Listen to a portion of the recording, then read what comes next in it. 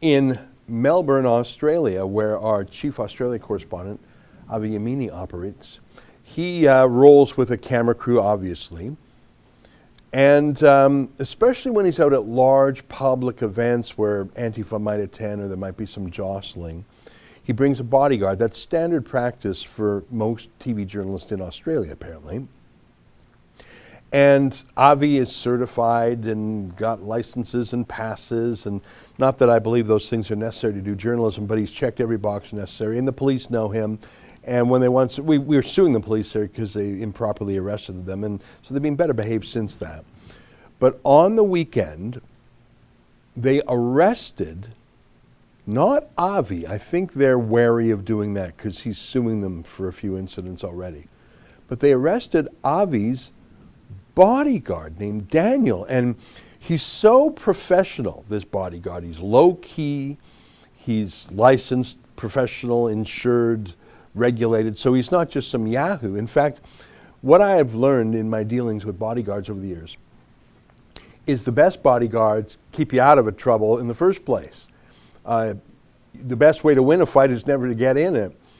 And, I remember when Ann Coulter came, and I was on a 3-city speaking tour with her in Canada, she had a bodyguard, former NYPD cop, just a great guy, knew all the moves.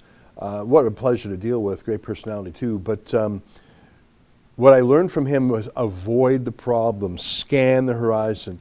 And he himself was extremely low key. I sense that Daniel, Avi's bodyguard, is the same way. You never see him. He never causes a fuss. He's never the center of attention. He certainly isn't looking for a fight. The opposite. He's looking to avoid fights. He's a big guy, so he'd win a fight. But the thing is, no matter how big a guy you are, when the cops arrest you, you go along with it, because if you don't, they'll kill you.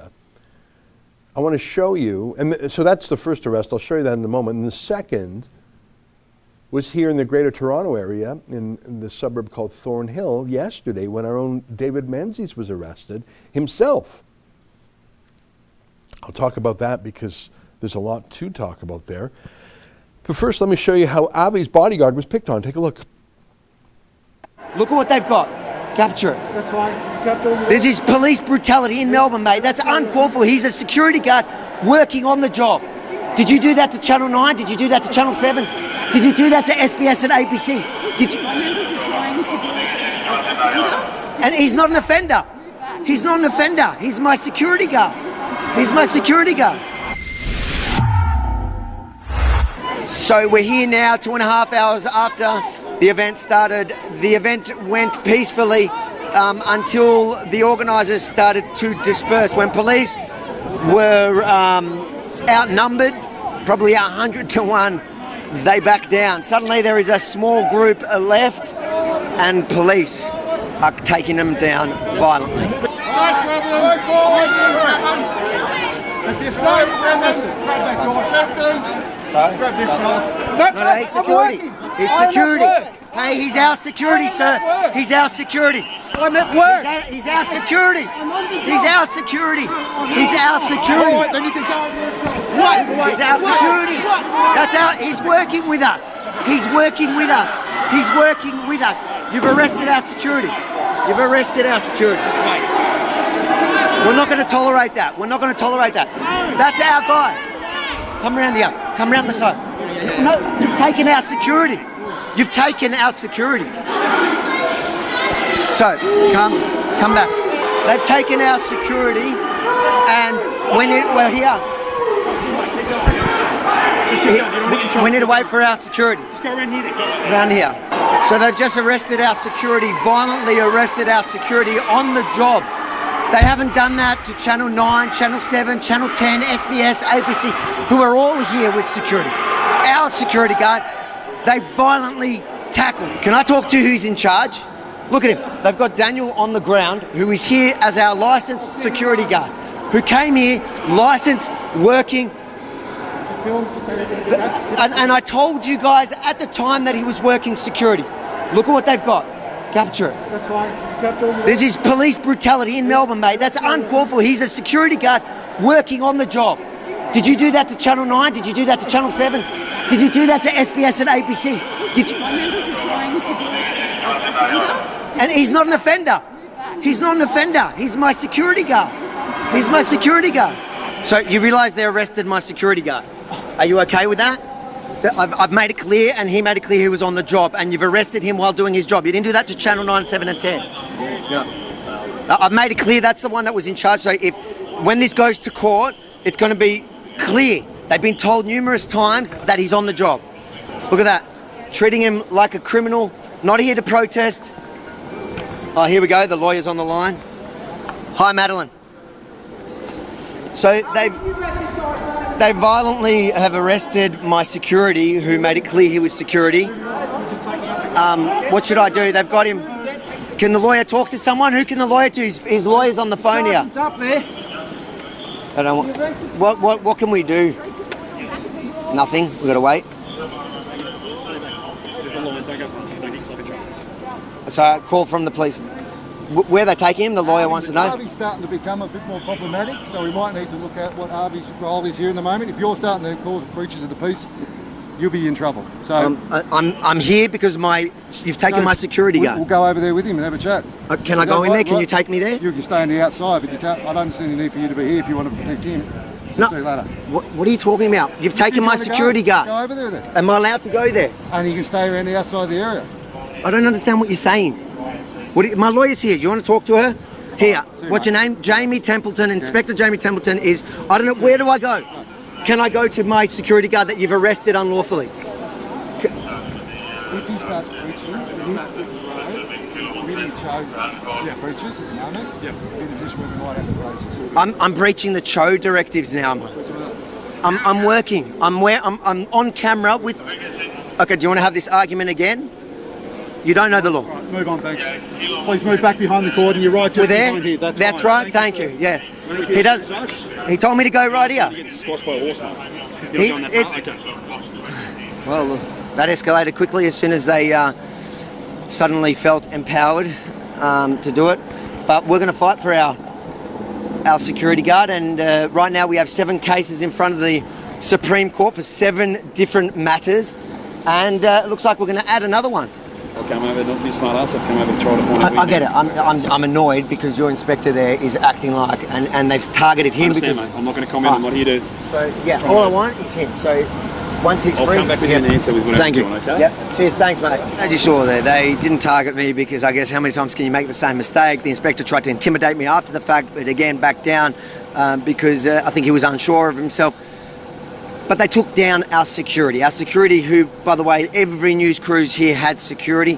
None of them were pinned to the ground and dragged off to the police station. I just had word that he's been taken away to Melbourne West Police Station. We're going to go there and we're going to break him free. We're going to use the lawyer to make sure to ensure that we get him out, and we're going to fight any charges.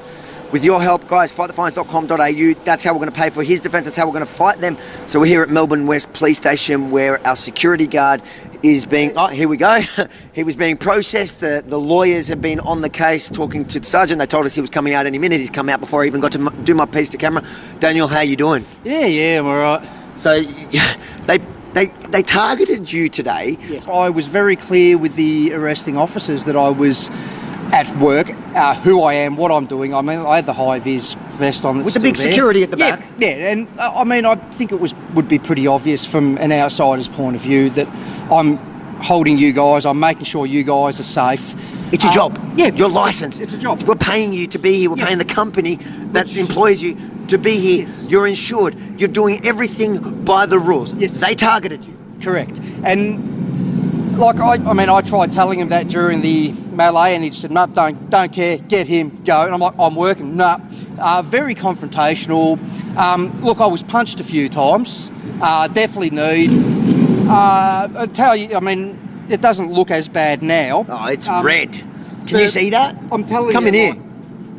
They were very, very tight, and to me, it felt very malicious and vindictive. You've got a fine, and I don't know if there are any charge, anything that comes of this. We are 100%, but obviously we're paying your bill for today, including all the hours you spent in arrest, and people at home can help us fund that bill at supportavi.com, because without you, as we saw, I'm in trouble. I can't be at some of these things or anything. There are people that don't like me. Imagine that. So I need you there, but so you know you're not alone, people are actually going to donate to help us cover all the legal costs associated with fighting back fighting the fine and any charges, and potentially even taking them to court on this, because we have a matter in the Supreme Court where we've added a few things, but I don't think I can add your case on that. So we may have to create a new account for you. How do you feel about that? You happy with that? Yeah, I'd be very happy with that, because to me, like I said, it felt targeted. It was pretty obvious who I am, who you are, what we're doing. It felt malicious and vindictive. Let me ask you one more important question, because your legal fees are covered, and whatever we got to do, we're going to do, and the Rebel News is behind you, and the viewers are behind you. But for me, most important, are you willing to come back next time? Absolutely. Like, I've got a job to do. It's being arrested. I mean, it's a little sore, but I've got a job to do. That doesn't worry me. Thank you, brother. You always got my back. I appreciate it, and we'll have your back now. Thank you. Fightthefines.com.au to help us with the legal fees, and supportavi.com to help us cover his fees. Avi Yemini in Melbourne, Australia, for Rebel News. Never backing down, no matter who they pick on. I sure like Avi, and doesn't that Daniel seem like a good guy? First of all, you throw an Australian accent on just about anyone, and they're a good guy. But I like how he wasn't being a drama queen there, but if he's still got that red band around his wrist, like 5 hours later, you know that they were putting it on wicked tight just to make a point. And in the very first moments, well, actually, we caught the actual moment, grab that fella. He was walking away from police, focused on Avi. He was doing absolutely nothing wrong. He was wearing a vest that said security. The cop referred to Avi by name and said, watch Avi, if he keeps talking, that we'll have to deal with him or something. Like you saw it yourself. They clearly were targeting Avi, but they thought, well, maybe we'll target Avi's bodyguard instead. Absolutely a false arrest. They absolutely knew what they were doing. They absolutely hate Avi. By the way, we are suing the Victoria Police for Avi. So that's just a day in the life of Rebel News. As Avi points out, all the other TV reporters had security there too, but they all love the lockdown. They have the strangest lockdowns in Australia. They have, now the number may be slightly higher now, but last week in the entire continent of Australia, in the entire year of 2021, so we're more than halfway through the year, there have been 3 deaths attributed to COVID-19. 3.